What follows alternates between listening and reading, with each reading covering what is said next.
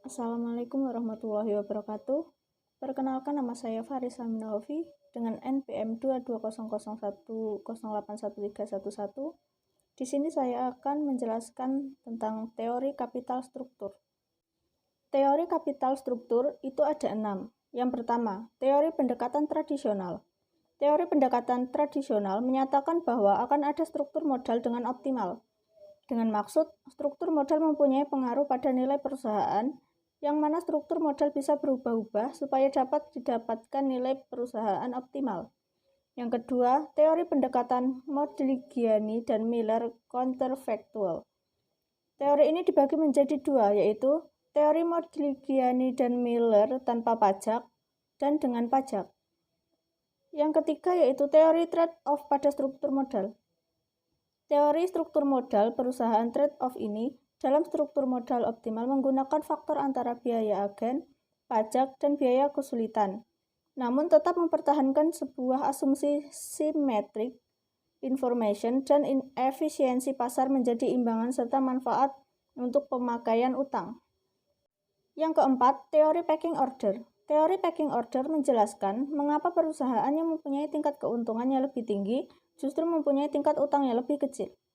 Yang kelima, teori asimetri dan signaling. Teori ini menyatakan bahwa pihak-pihak yang berhubungan dengan perusahaan tidak memiliki informasi yang sama tentang prospek maupun resiko bisnis.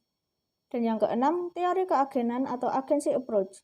Dengan teori ini, struktur modal tersusun untuk mengurangi konflik dari kelompok yang berkepentingan saja. Pengelolaan kapital struktur yang baik menandakan perusahaan berada dalam pengelolaan keuangan yang baik.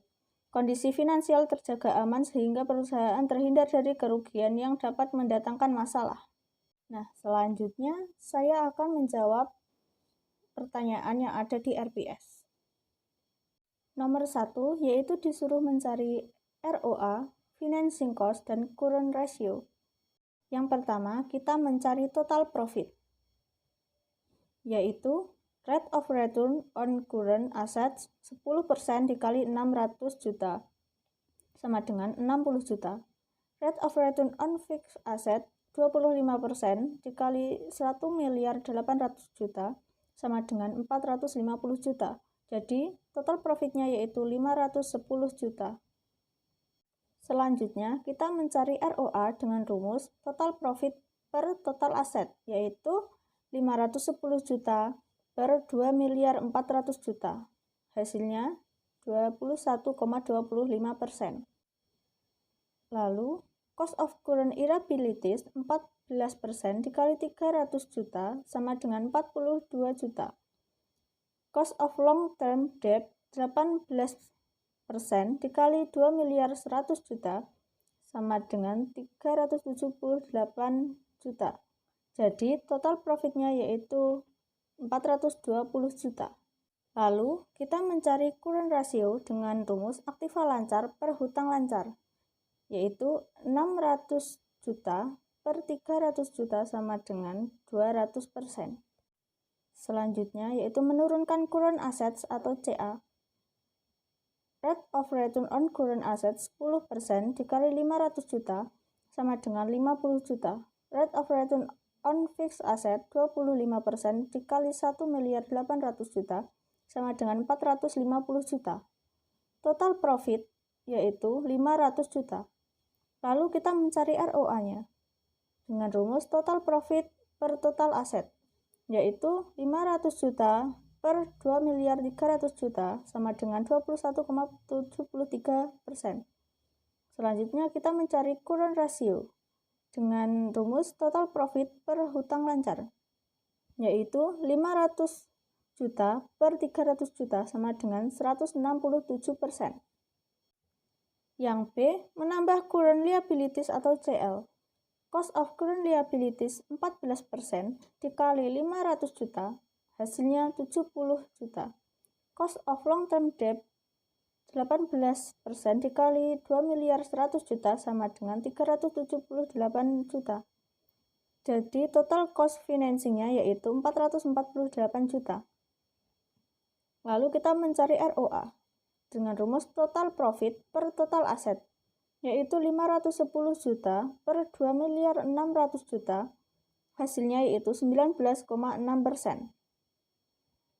Lalu kita mencari current ratio dengan rumus current asset per total profit, yaitu 600 juta per 500 juta, sama dengan 1,2 atau 120%. Berikut adalah perbandingan hasil perhitungannya, seperti di kolom tersebut. Nah, berdasarkan data di atas, dengan ditentukannya CA lebih menguntungkan daripada penambahan CL, sehingga dapat disimpulkan bahwa sumber dana yang diambil dari CA lebih banyak.